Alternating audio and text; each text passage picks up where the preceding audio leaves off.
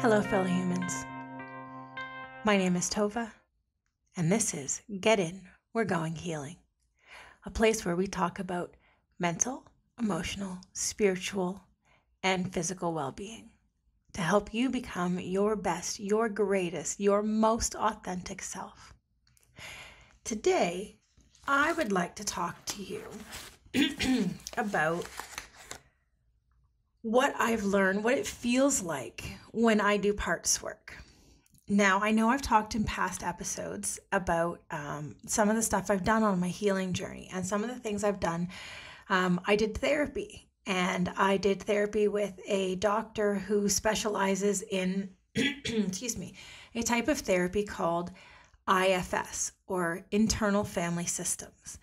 And the way that it works is it teaches you how to communicate with the various parts of yourself that are subconsciously running the show. So various parts of your subconscious. So that might be things like your inner child, your inner critic, your inner teen, your inner 20-somethings, depending on how old you are. This could also be various parts of you that were wounded. If you were bullied, there's a part of you in there that was bullied.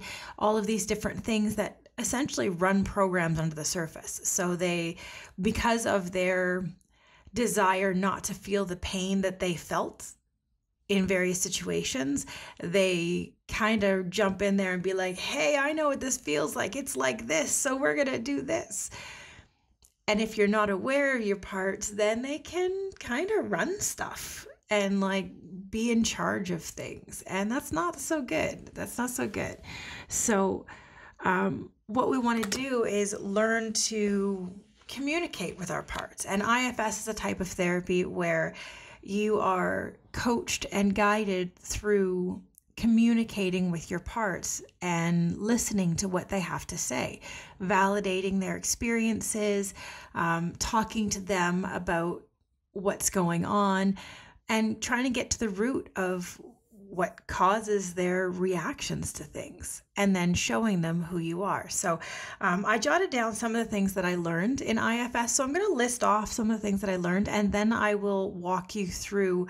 Let's go with my first experience, the first IFS experience that I had, the first regression and part that I talked to, and then maybe one that I just had. I talked to a part just yesterday and had a big release, and maybe share a bit of that and how that feels and what that's like. Just, for anyone else who's interested in IFS and parts work in general, because you can do this on your own when you know how. Well, you can do it at home on your own, shadow work. So let me go through what I learned in IFS therapy. So like what you talk to the part. So when you go inward, when you take your breaths and you get into that centered and you get into that space and you go inward, when you find a part that wants to come and speak, you ask who the part is. They may not give you a useful answer. It depends on who they are and what their purpose is. They may not give you a useful answer. They might not answer you at all. You might have to observe for a little bit. So ask who the part is. Ask what the part's job is. What is it there to do? Ask what they are worried would happen if they don't do their job. What happens if you don't do it? Ask them what they would rather be doing instead of the job that they are tasked to do. Ask if they know who you are, the person talking to that part. Ask if they know you. And if they don't, show them who you are. Show them that you are a older, wiser version of them, that you know more. You are older and you have done the thing that they were afraid of doing, and you are now past that in your older stage. Show that part that you are the older version of you. Show them your life and what you've experienced and everything that you've done. And if you're doing the inner work, show them what you've learned in your inner work. Show them who you are, that you have tools, you have skills. And then let them know that you will take over the job now. They don't have to do it anymore. They don't have to do that job anymore. You're here. You could do it. You're the wise self. You're the grown up. You're the adult here. You're the adultier adult. There's a meme out there when something happens and you look around for an adult and realize you are the only adult. And then you look around further for another adult, an adult who's more of an adultier adult than you. In this case, you are the adultier adult than the other versions of yourself. So show them that you can do this job now, and then let them know they're free to go do whatever it is they showed you they'd rather be doing. They're free to go do that thing now because they don't have to do this job anymore. You've got hold of this job. You can take care of it. You got it. They don't need you to do it anymore. So they can go do whatever it is they want to do.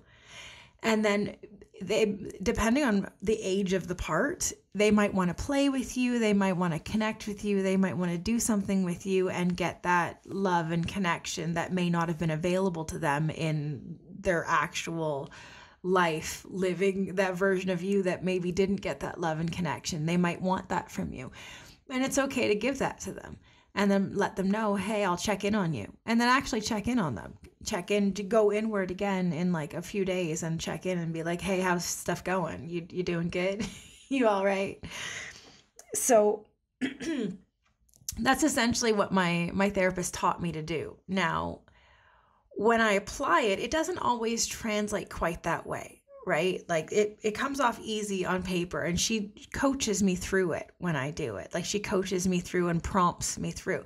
When I do it on my own, it's a little trickier because there's no one giving you those cues when you get lost in stuff, giving those cues to stay focused. As someone who is neurodivergent, I tend to sometimes get lost in stuff and need cues to bring me back. So when I'm doing the actual work with my doctor, she gives me those cues. When I do it on my own, it's a little trickier. I have to try to stay focused, but it allows the scene to open up more organically. So let me tell you about the first experience that I had, the first part that came and talked to me when I did my therapy. And then let me tell you, following after that, about the part that I recently spoke to and what it shared with me. So the first time I did this, I was very deeply into my PTSD, my CPTSD symptoms. I was having rolling panic attacks. I was regularly in fight or flight, absolutely dysregulated, constantly dysregulated, like a constant state of fear or fight. This was at the mid-pandemic, a few months into the pandemic, and where I live, everything locked down, everything shut down, everything locked down. And now for the first time in my life, I'm trapped with nowhere to go. I can't leave my house more than for walks. I have a small child at home who should have been in school, and now he's not. My job is shut down. Everything is shut down. There's fear everywhere. Pandemic is rolling through. People are dying. Fear, fear, fear, fear. I was absolutely in a dysregulated fight or flight state, just with the state of where the world was, let alone what was going on inside my own internal brain, which was a lovely cocktail for panic attacks, anxiety, and like really bad panic attacks, really bad ones. On the floor, crying, rocking. It was awful. And when I started therapy, I was having flashbacks of things that I experienced in my childhood. My parent did not emotionally regulate at all. Neither of my parents did, but particularly my maternal figure did not emotionally regulate at all, and often raged and screamed and yelled and used traditional parenting, as she calls it, but authoritarian parenting, where it's my way or the highway. There was backhands, slaps, spanks, that sort of thing. So there was a lot of fear, and that for me came out really hard while I was in a fight or flight state in that time. And I experienced a lot of flashbacks, like people who have PTSD, because I did have PTSD, people who go to fight in military things and have PTSD, they'll have reoccurring flashbacks. And it feels like you're in the moment again. And that is absolutely what was happening for me. I was having flashbacks that felt like I was back in these memories, and the fear and the terror and all of those emotions were coming up for me. And I didn't know anything about how to deal with any of that. And it was overwhelming. When I started therapy, the first thing that we did after we did a little talking, getting to know you stuff, my doctor asked if I'd like to try IFS. And I said I'd never heard of that, but I was willing to try.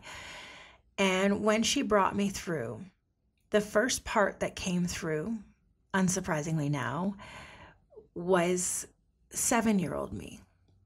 Because when I was 7, it was a time that my mother, or at least in my memory, my mother used a belt to discipline me, and used it excessively to the point that I was bruised from the top of my butt cheeks all the way to the back of my knees. And I'm talking bruised to where I could not sit down for 2 days. I couldn't put weight on it. It was so painful for 2 days. And the flashbacks I was having were in regards to that, the fear, because that was the first time that the discipline had ever gotten so severe. And there was a great amount of fear tied to that. Terror, fear, distrust, believing that somebody that you loved would stop hurting you if you begged them and cried and screamed and begged, please stop, and they don't. That, of course, left a terrible imprint. And that was the part that came through to talk. And so I didn't know that was going to be the part. So what happened was my therapist began with taking calming breaths and bring yourself into your center like you do in meditation. And then she asked me to visualize a space. And what I pictured was like something between a cell block and I don't know, a long hallway. I guess a long hallway with doors. If anyone's familiar with the show, I think it was Being Erica. It was a Canadian show. She used to go through doors in the hallway. It was like that. It was like a hallway with like doors. But it was dark. It was dark and foreboding and very like scary and mysterious. And so I walked into this hallway. And as I walk into this hallway, sorry if you hear anything outside, there's just some yard stuff going on outside. It might get loud for a second. I'll try to take it out in post-processing. So I go down this hallway, and as I'm going down this hallway, it's all dark, it's scary, it's spooky, and there's like, at first what comes out is like this shadowy blob. It's like this blob, and I don't feel I can get past it. Like it doesn't seem to have any form. It, like you could walk just through it, but the feeling that I got was you can't walk through it. This is a blockage. And then so when I related that to my doctor, she asked me to ask who it was. And it didn't want to tell me. And then ask what its job was. And it said it was there to make sure that nobody got hurt. You see, this was one of my protectors. And it said it was there to make sure nobody got hurt. And when I asked it what they're worried would happen if it didn't do that job, if it didn't stop me from getting through. And the response was that it was worried that if I got through, that the person on the other side would be hurt more. And they were afraid that the person on the other side that they were stopping, that they were blocking, would break if they got hurt more. And they were just doing their job to protect that part from being hurt. So I asked if that part knew who I was, and it had no idea. So I showed it who I was, that I was me, and that I was an adult, and I had skills and I could explain and I could teach and I could learn and I could help. And when it realized that, I asked it if it would move out of the way. And it took a little convincing, but the part was willing to move out of the way. So when the part moved out of the way, I was able to move forward. And from there, I was able to find the actual part. And this is where it was kind of like a cell, because I opened a door and it was like a prison cell. And in the corner was this little girl huddled in a corner, just huddled down into herself. And she was crying. And I asked her what was wrong. And she said that she wasn't lovable, that nobody loved her, and that they would hurt her. And I asked her why they would hurt her. And she said, because the people I love hurt me. Because the people I love, because when I ask them to stop hurting me, they don't hear me and they keep hurting me.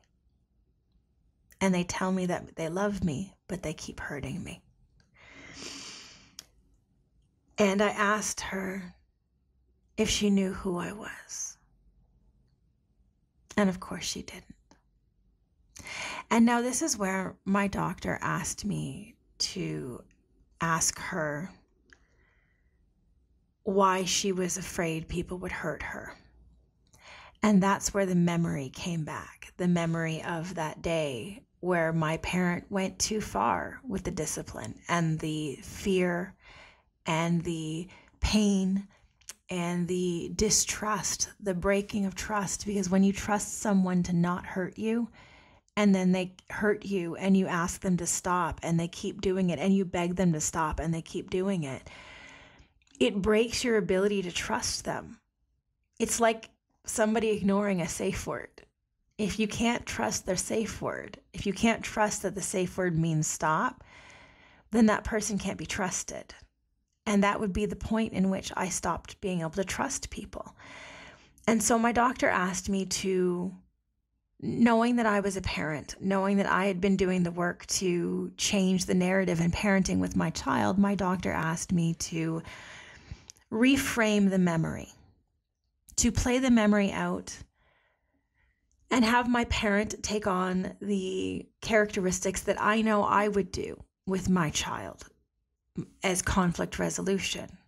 So I played back the memory, and before the discipline began, the situation began with my parent asking me why I made the choice that I made. And then actually listening to me when I explained why I made the decision that I made, that in my existing life led to the severe punishment.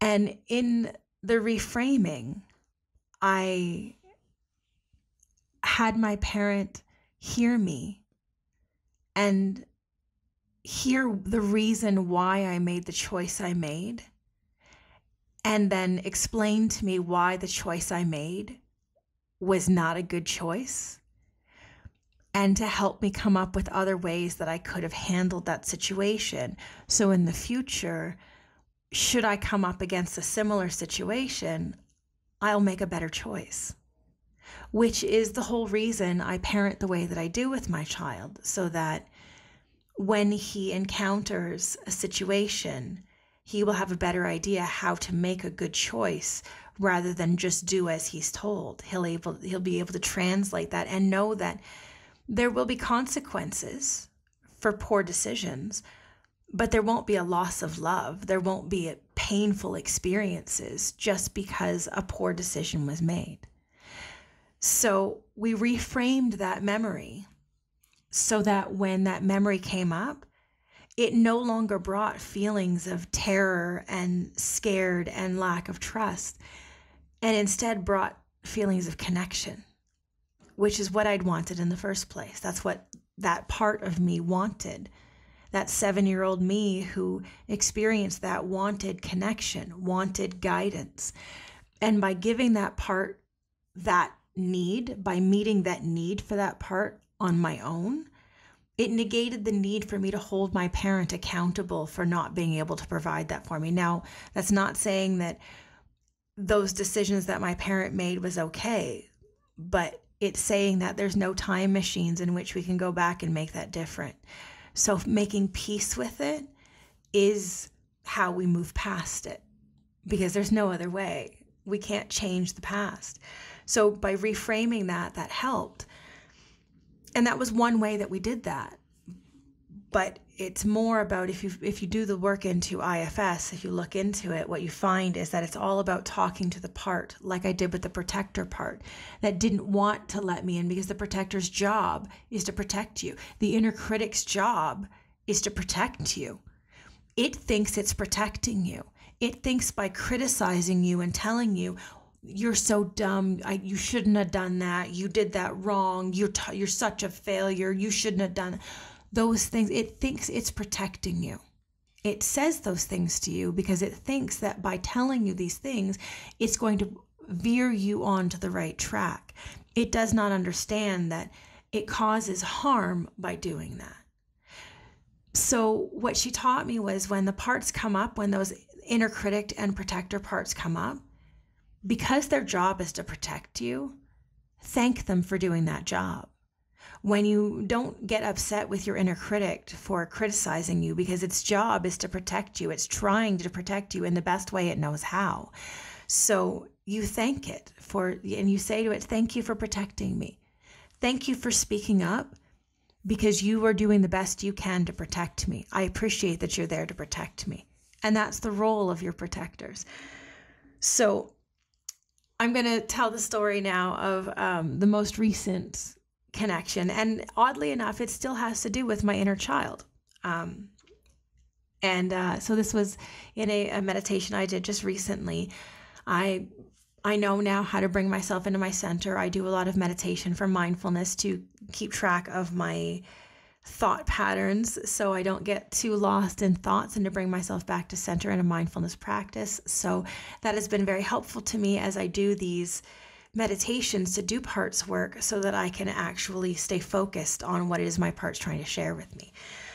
So when I got into my deep state, when I got into my breathing and centered, I opened up to, I'm having a lot of pain in my heart. There's a lot of stuff going on in my personal life. I won't share details, but it's causing a lot of heart pain.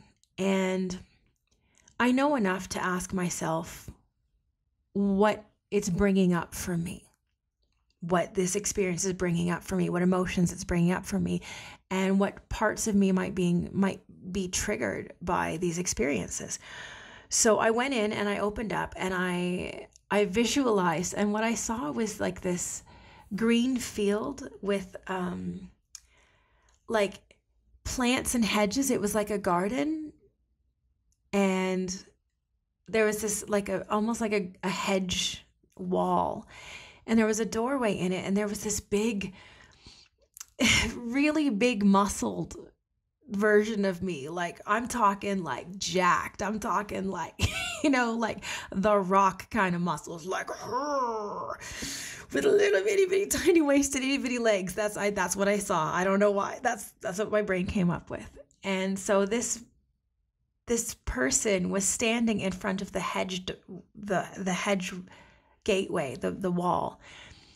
And beyond the wall was this big glass heart with all these cracks all the way through it. It was just all over. It was cracks.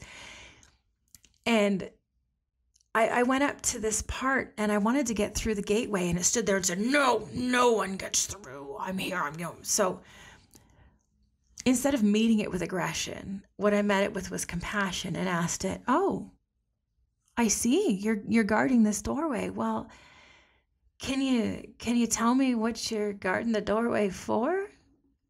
And the part said, my job is to protect the heart. I protect the heart.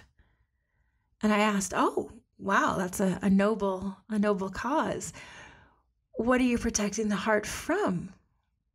And this big muscled part said, from getting broken. Don't you see all the cracks? Don't you see all the broken spots?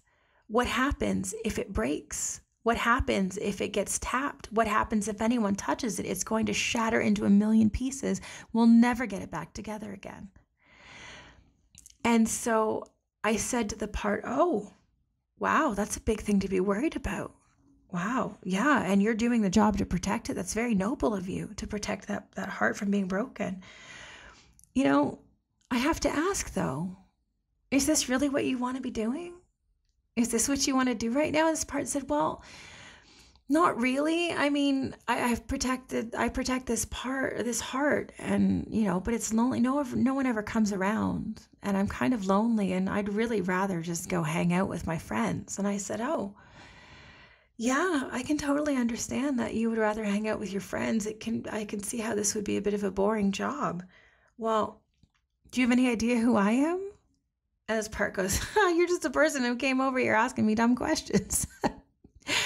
And I said to the part, well, yes, that's true. I did come over, and I guess these are kind of dumb questions, but I am the owner of the heart. And because I own the heart, I can fix the heart and I can heal the heart. And it said, nah, okay, no. I said, yeah, for real. Let me show you. And I showed it who I was, and I showed it the tools I have, and I showed it the amount of love that I have for myself.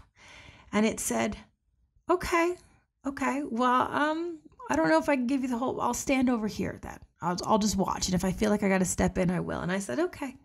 If that's how you feel you need to, that's okay.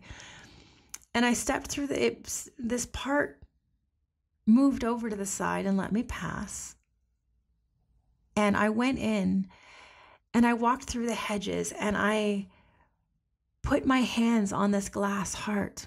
And inside this clear glass heart it looked like crackled glass. If you've ever seen crackled glass with all the crackles in it, it looked like crackled glass.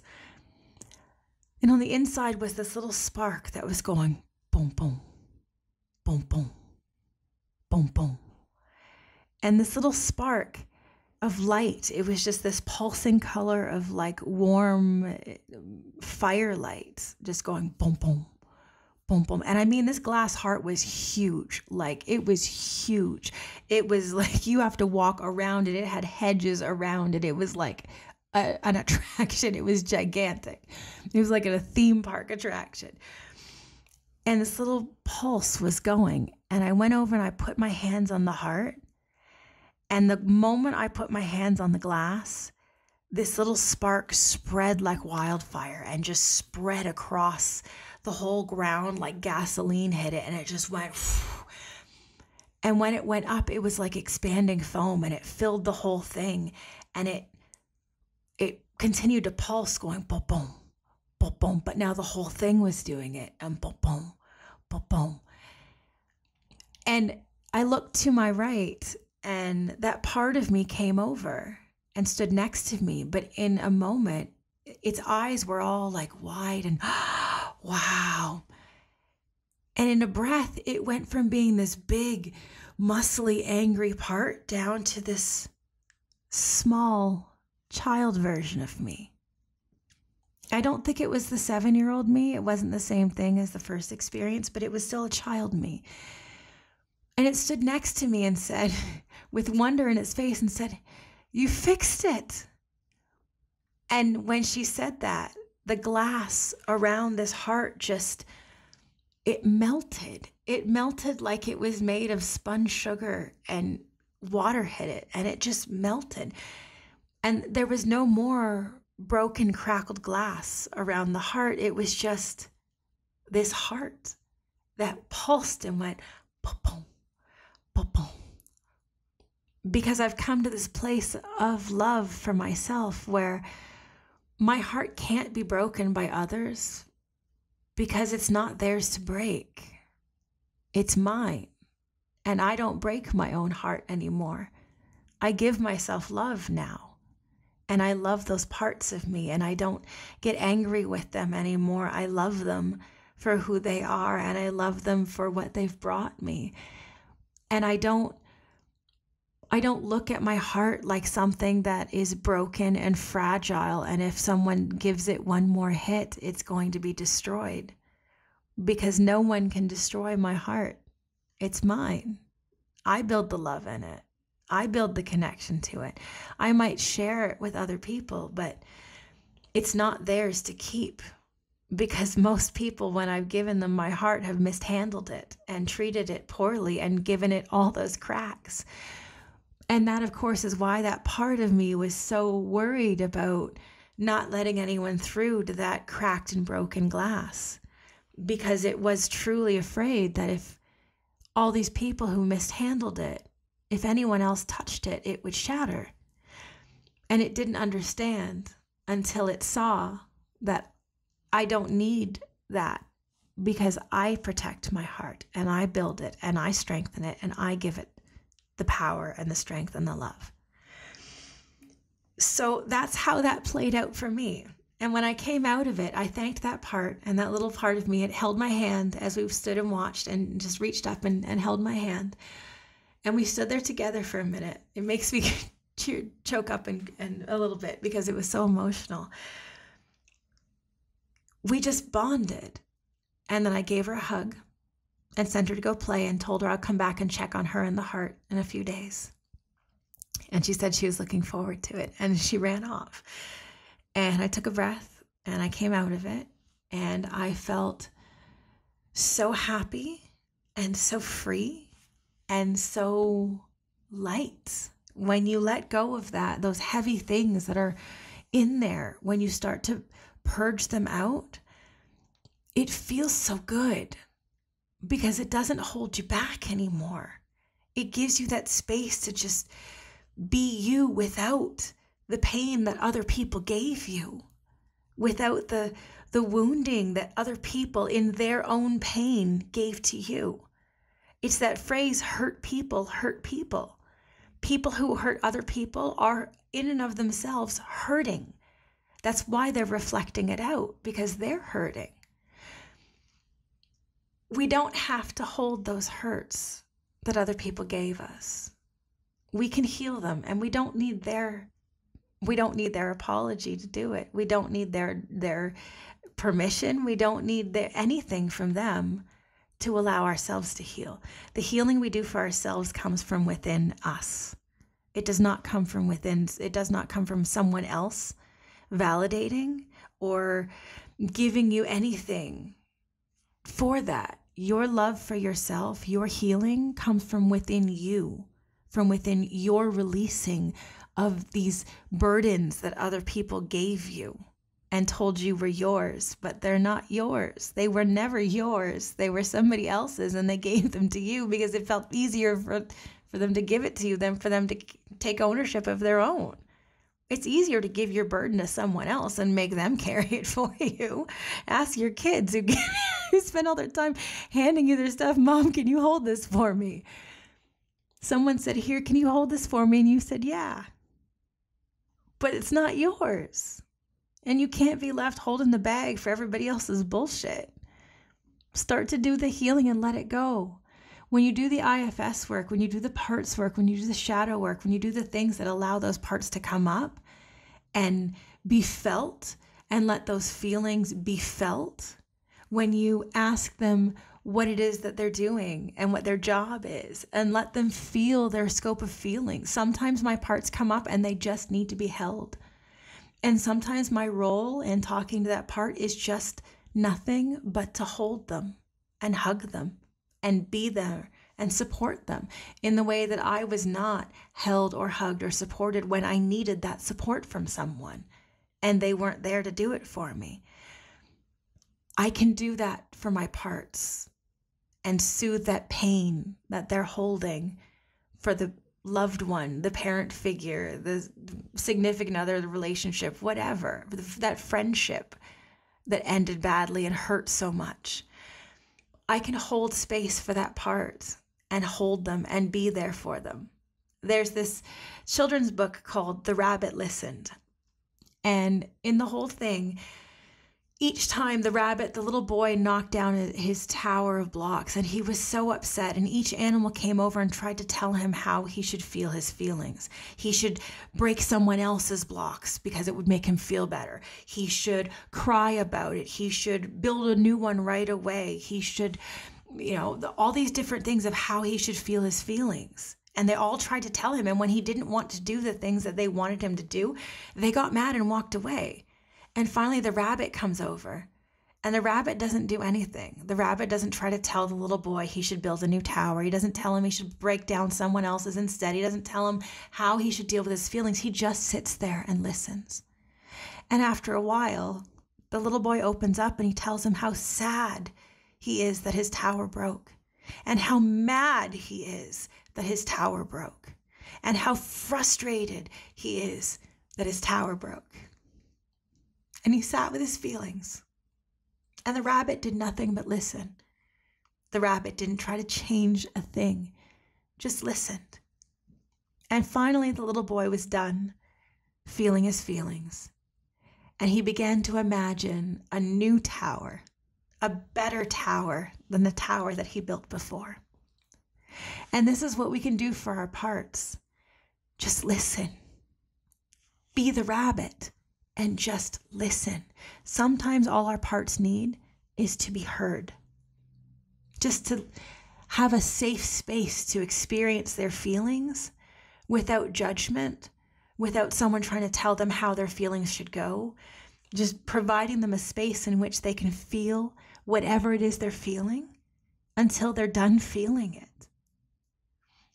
This is something that we should practice too, as our conscious adults, as not just as our parts, but as our conscious selves, to feel whatever we're feeling until we're done feeling it.